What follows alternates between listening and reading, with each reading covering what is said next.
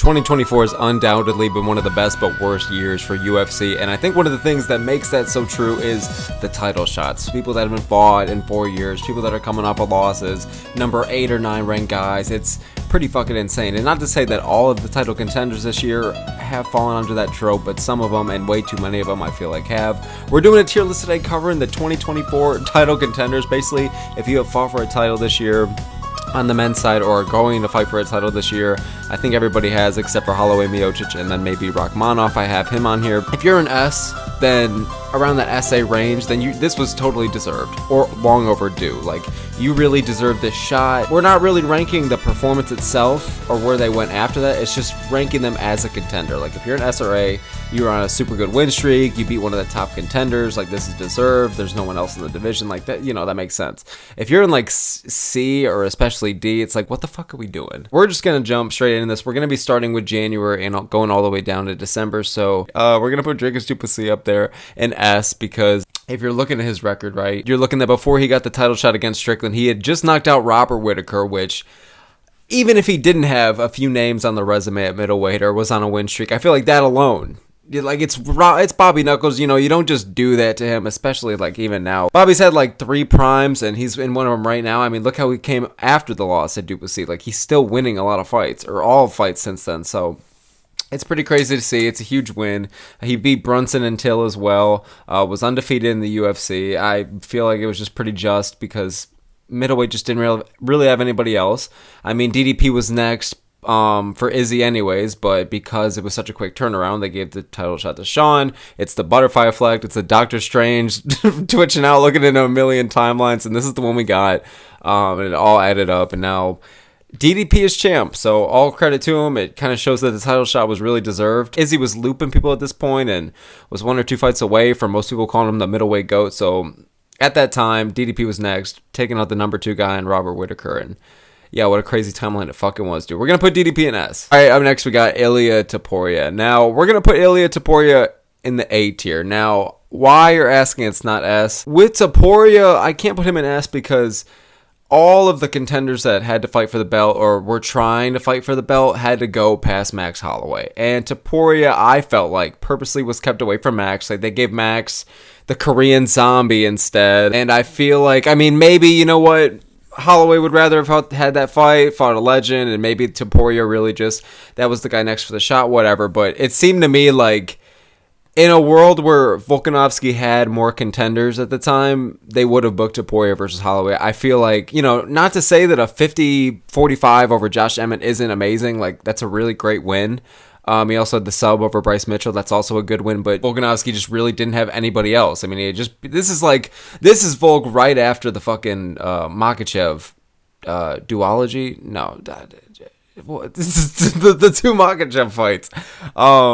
I'm fucking making up shit. He ended up winning the title, so all credit to him. So you're going to notice that with a lot of the guys in SNA. The people that kind of deserve it the most ended up actually winning the strap, which I found really interesting. But moving on to March, moving on to someone who is not what I just said, Chito Vera. I'm stuck between C and D for this one. So I'm going to explain first, because hopefully that'll help me decide an answer as well. So let's talk about the good. I'm going to try and be an optimist here, okay? I get why they did it, for 2 main reasons especially. One, because the only loss on Sean O'Malley's record, as much as he wanted to do the undefeated shit, well, he was 14-15-1, and that was always going to be a thing when Bruce is announcing your name. Like, you have a loss on your record, and you know MMA fans are never going to let that go. So let's just say there's a world where O'Malley fought Merab instead in March, and he beats Merab. I mean, as awesome as that would have been, and it's a huge fucking win, right? I mean, I don't know if that would have happened, especially considering how we just saw the Sphere card go down, but MMA fans would be like, oh, but Chito still got him. Yeah, he beat Aljo and Jan and Merab, but did he really beat Chito, though? I mean, Chito, and like, it would have been one of those things where I feel like they never would have let that go. No matter what Sean would have done, I feel like that's just how the fucking community is, man. It is fucking nonsense sometimes, but you know what? I feel like that would have happened, and they just wanted to have Sean redeem that loss. It was a very winnable fight for Sean. He redeemed that loss, so I think in the end, that in that regard, it paid out for them. And the second reason why I think they did this is because just the name value and the draw. And when you get a guy like Merab versus Chito, in terms of like how many people know you or like superstar level and how many eyes you're going to bring in, of course it's going to be Cheeto. He's just a more recognized name. But yeah, dude, we're going to put this in D. I was honestly leaning towards C, but just because I understand them and I get why they did it, I feel like that doesn't exactly mean I just have to agree it was the right fucking thing. It ended up working out for them because Merab ended up mauling O'Malley, and who knows, that was this timeline. Maybe if they fought in March, you never know, injuries and camps or whatever the fuck, or momentum, who knows how it would have went. But yeah, we're going to put Cheeto in D because I get why they did it, trying to be understanding, but it's just like, bantamweight is so fucking stacked. There were so many contenders, and Merab had already beaten 2 champions in that point. So anyway, moving on from Cheeto, the shitting on Cheeto says Jamahal Hill, I believe. Yeah, because UFC 300. Okay, Jamahal Hill, we're gonna put in B. I want to kind of say C, but I'm considering the circumstances and like where we were at the time, and I feel like B is pretty fair. Jamahal Hill is kind of his own downfall. I feel like around 2022, 23, in terms of like popularity, he was definitely at his peak. Like, I feel like people were really starting to rock with Jamal, and he had a really good win streak going. Eventually 50-45 to Shera, and he was kind of on top of the world for the division because that was just a clusterfuck at the time. You got to consider at that time, I mean, not too long before that, Ankalaev and Blachowicz just had a draw. Prochazka had to give up the belt. Prochazka and Pereira then fought for the belt, and then he beat Prochazka. Like, there wasn't really any contenders that were just right at the time, and Hill never really lost the belt to anybody, so it was only fair. Like, Hill was the champ, had to strip it himself, so light heavyweight at the time was just a fucking mess. I think the thing that got this fight so twisted was the fact that it was the UFC 300 main event. I feel like most people thought it was a pretty underwhelming main event. Rio, I think a lot of people assumed that that's when Pereira was going to fight the next month, but that was not at all what happened. Pereira had the star power, but they just kind of gave it to Jamal, and I think Jamal in B is pretty fair. In retrospect, he was Pereira's easiest fight at light heavyweight, which is pretty crazy. But yeah, so moving on to Steve Erceg, fucking Astro Boy, bedtime MMA himself. So we're gonna put Erceg in the B tier, which might be weird because I said at the beginning of this video how I think it's crazy how we're giving like number 8, number 9 ranked opponents title shots, and Erceg was number 9, maybe 10 at the time. Erceg himself was kind of the biggest prospect at the time. They just had to pick somebody. But Erceg was just all they had left. Pantoja had beaten pretty much almost everybody in the top 10, and the people that were unavailable, like, they were just unavailable. They couldn't make it or whatever, injuries, timing. So all led to Steve fucking Erceg, and it ended up being a extremely competitive fight that I'd say 75% of people thought Erceg won. So that's why it's in B, because even though he's higher ranked, and you have Khalil on this list too, although he did amazing against Pereira, he's not going to be in B, but he was around the same ranking because light heavyweight is just more stacked than flyweight, which is interesting because I'd say light heavyweight's probably the second most dead division, but you know what? It is what it is, dude. Erceg, they did what they had to fucking do. It ended up being really competitive, and it put Erceg on the map. Like, a lot of people were rooting for him going into the fight against Carl France at 305. He was the co-main, like, feel like in the end it was a good thing for him. Like, now they have another flyweight that people know, so that's good. Moving on to Dustin Poirier. Okay, so this is really interesting. I'm going back and forth on B or C, but this is similar to Jamahal Hill where I have to consider the context at the time, okay? Because the contender itself kind of makes sense, but you gotta, like, it was a win over BSD, and right before that was the loss to Gaethje. So, and right before that was the win over Chandler. Right before that was the loss to Oliveira. So Poirier was 2-2 in his last 4. He was kind of win-win, lose-one. So we were all under the presumption that Gaethje was going to be fighting Makhachev sometime in the spring or early 2024. It's not what happened. The Makhachev didn't want to fight till June or that summer range, and then Gaethje didn't want to wait that long. In retrospect, it was by like 1 month and a half. What a timeline it would have been if Gaethje had just waited out. You know what I mean? We never would have got Max versus Gaethje, which again changed fucking everything. So that fight happened. BMF belt. Gaethje was out. Makhachev, the Saryukin fight just went down in April. So like, it was similar to like DDP versus Whitaker. Like, it just was too quick of a turnaround. You had a contender, but he just wasn't ready in time. So that was Saryukian, why he couldn't fight, even though he was next because he beat Charles. So no Gaethje, no Holloway, no Saryukian. Makhachev already beat Volk, Oliveira. Like, who's next? You know what I mean? So they give him Poirier. So I'm going to put Poirier in the B now that I'm talking about, because sometimes you just got to talk out loud. Helps you kind of understand a little bit more, especially my airheaded ass dude. So we're going to put Poirier in B. Poirier is seriously one of the best lightweights of all time, despite never winning the belt. He's a top 5, top 7 lightweight of all time. Like, the resume, the wins, even the losses, like the names he's fought are fucking insane. He's one of the most stacked resumes in the game, especially in this weight class. So you can, and he's always going to be a draw. He's a fan favorite. He was saying it was going to be his retirement fight, especially if he won. So the rest of the card ended up being a stinker. Yeah, that card fucking sucked. So but the main event saved it. Up next, Jiri Prochazka. Okay, so Jiri. Okay, this is the rematch. He had just came off the win over Rakic. So I'm going to put Prochazka. I really got to think about this one. I'm stuck between A and B. I'm going to give Prochazka an A. Because kind of stuck between A and B. But I feel like it just made sense. Light heavyweight just doesn't have a lot of contenders. And Prochazka just came off a fucking sick fight. A sick win. One of the best fights of the year, performances of the year. He defeated Rakic, second round KO, TKO, whatever it was, and like, holy fuck, dude. You don't get a better win than that, because it was basically, that fight was a number 1 contender fight. Like, if Rakic had won, he was definitely next. He had a good win streak going.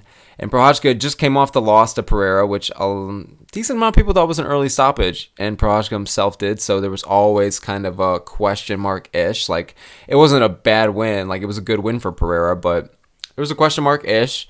So the rematch kind of made sense. So I'm going to put in an A, because Prochazka, like, it's crazy to think he only has 6 fights in the UFC. You know what I mean? Because, like, he's just so high level, so stacked. He has so many fights, so much experience. And Jiri is like, look at the betting odds for both of these fights, Prochazka versus Pereira. Like, they were close. The first fight was a pick'em, and the second fight was like, Pereira was like a -120. Prochazka was like a +110 or +105. Like, it was super close. So, like, people were putting respect on Yuri's name. I thought Jiri was going to win that second fight, so clearly I was fucking invested. So yeah, so Jiri in the A tier. I feel like that makes sense. Up next. Right, up next we got Belal Muhammad, dude.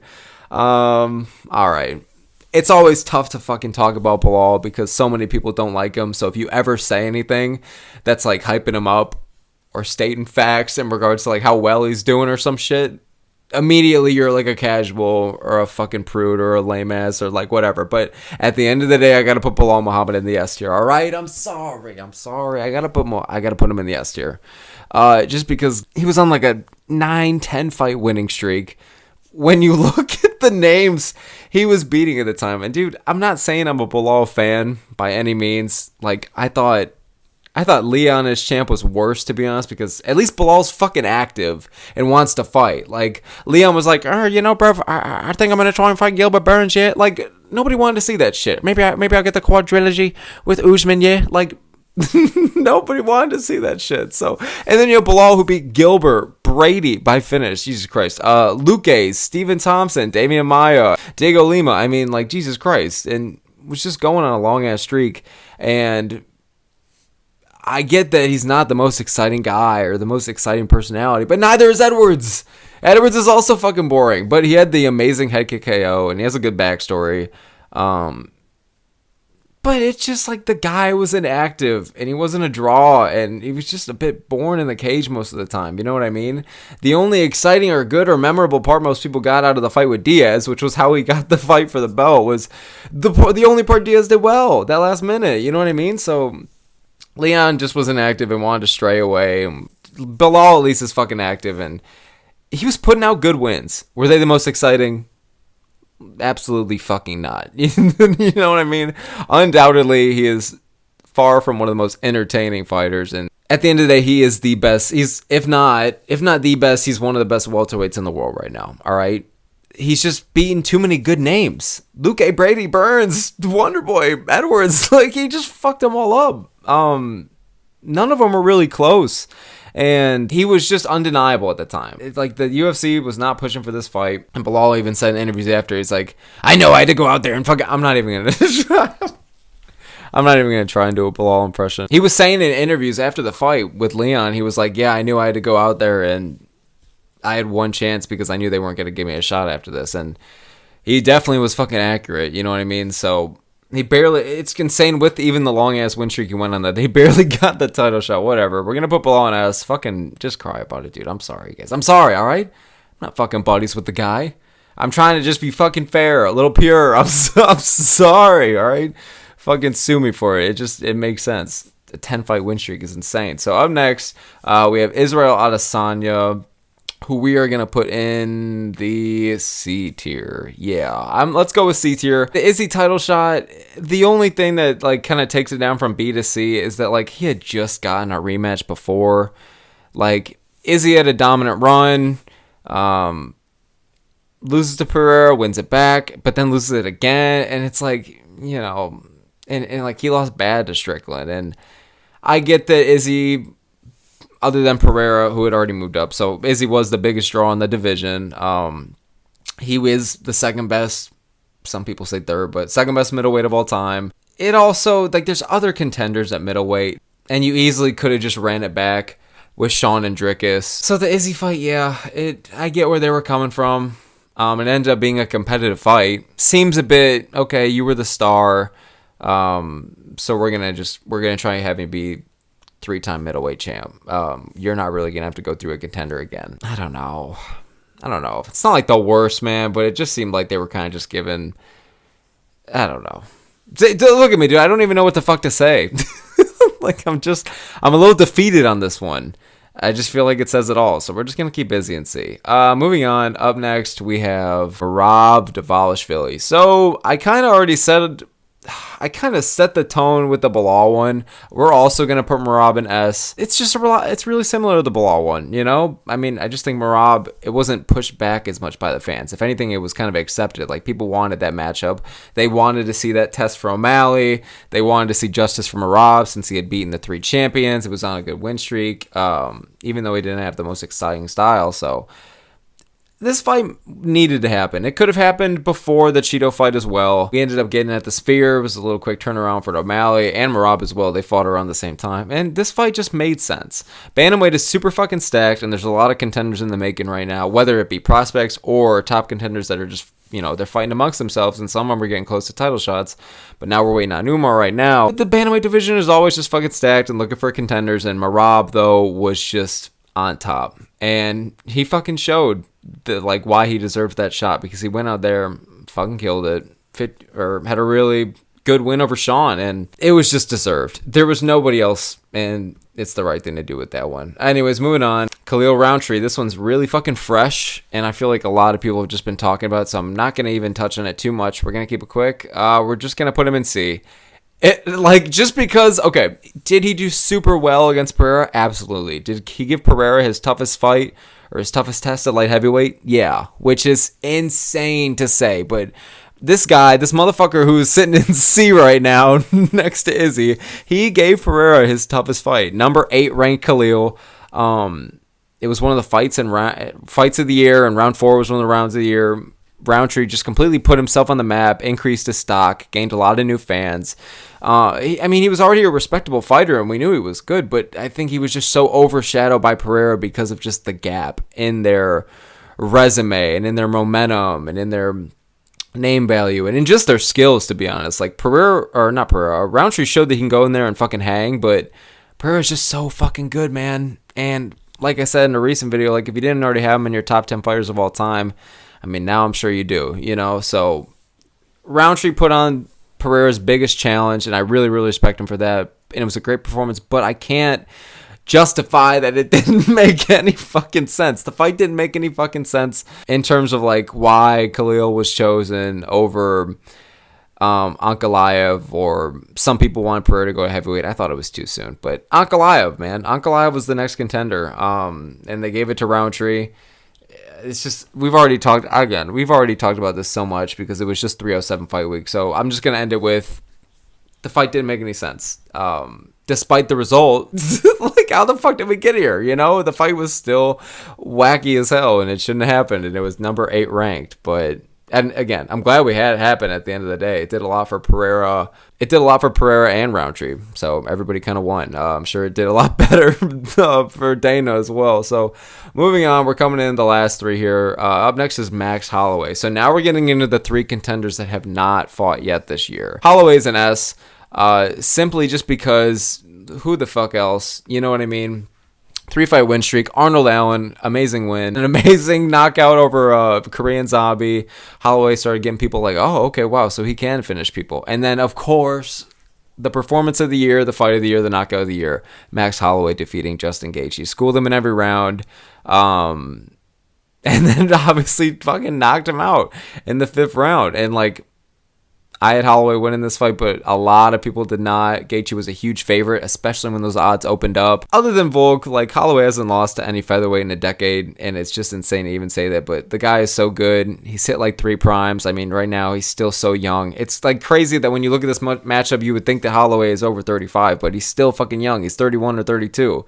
Topuria is like 28, 29, I believe. He might be 30, but these guys are super close in age, you know what I mean? But Max has just been around for so long and has so much experience, and who else do you give it to? You know, there's nobody else.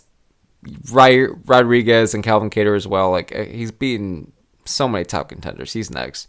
Up next, we have Stipe Miocic. This is D. This is undoubtedly D. If there was an F, I don't even have an F, but I'd put it in F, dude. Maybe not F, because I actually like Stipe. Stipe was one of my favorite fighters when I first started getting into the sport. He is the heavyweight GOAT. I have so much respect for Stipe, but, like, if this fight happened 3-4 years ago, I would be so fucking excited. Even last November when it was supposed to happen, like, I wasn't super pumped up for it, but I was like, all right, like, we'll get a double retirement, and then the winner of Aspinall Pavlovich will become undisputed champ, so everybody wins. That's not what happened. It's been a long year. Now I just genuinely do not care about this fight at all. The fact that Aspinall is just sitting out here is ridiculous. The fact that he had to defend the belt is ridiculous. As much as I love Miocic and I have great respect for him because he's the heavyweight GOAT, has great wins, great resume, and he's out here being a fucking firefighter on the side, which is insane as well. He's one of the just craziest fighters that we've ever seen in terms of just them being a human being, or in terms of who they are as human beings. And I just got to put him at the bottom here. The title shot just doesn't make any fucking sense. He's ranked 8 or 9, hasn't fought in 4 years. Aspinall is right there. It's like, Aspinall is right there. He's the guy. And Dana's saying he's like rising up the rankings and shit when he's knocked out or subbed or whatever in the first fucking round. 7 or 8 of the top 10. There's no one else for him to fight or beat. You know what I mean? Seeing Miocic in the Golden Gloves over Tom is going to be insane. And this is the bottom of D. So finally, we have Shavkat Rakhmonov. I don't know who's going to be fighting in December for the main event. I would have assumed this fight. They're talking about DDP Strickland for January, February. They're talking about Makhachev Saryukian for January, February. So this is kind of the fight next, unless they're going to have fucking Pantoja. Unless they're going to have Pantoja torture us in main event December card. Shavkat, we're going to put him in B. He's undefeated, 100% finish rate, super impressive, one of the top prospects, not just in welterweight, which is a division full of great upcoming prospects, but just in general, he's one of the best in the UFC prospect. And just in general, like, Shavkat's a fucking tank. But he still has so many question marks to him, guys. Like, I can't give you a title shot off of a Stephen Thompson win. And, like, that's like giving Buckley well, okay, no, context is everything. I'm not even gonna open that fucking can of worms. But Shavkat beat Jeff Neal before that too, and like he has other good wins as well. And again, like the fact that he's finishing everyone, he's super entertaining in there. He's an aura machine. Christ, he's an edit machine. In a real world where they weren't trying to rush the title off of Belal, Shavkat versus JDM or Shavkat versus Usman should have happened first, which is why Shavkat is not in like S or A. Despite he's got some good wins and some close calls as well, but he's really fucking dominant there most of the time. He's one of like kind of becoming the bigger names in the divisions. Or in the division, but we didn't get to see him really tested versus the top 5 guy first. We didn't get to see him versus JDM or him versus Usman or even him versus Gary. So for that reason, he can't go in like S or A. So we're going to put him in B. And that's going to be Guys, thank you so very much for watching. This is our list. It's interesting again that we saw that the people in SNA, I mean, you got Topuria, Dvalishvili, Du Plessis, I mean, Belal, those guys, I almost forgot the name. That's fucking ironic. I'm sorry. We got to see those guys have really good success. And then, Prochazka not so much, but who knows with Holloway as well. But then I just think it's interesting to see that the guys that deserved the title shots the most ended up winning the fucking strap. Thank you guys so very much for watching All the Smoke MMA. Yeah, this was just fun little tier list. I enjoyed doing this. Really puts things into perspective this year. It's kind of perfectly balanced, as you can see. So interesting. Whatever the fuck. Thanks for watching, guys. I appreciate your support. All the Smoke MMA. I will catch you guys next time.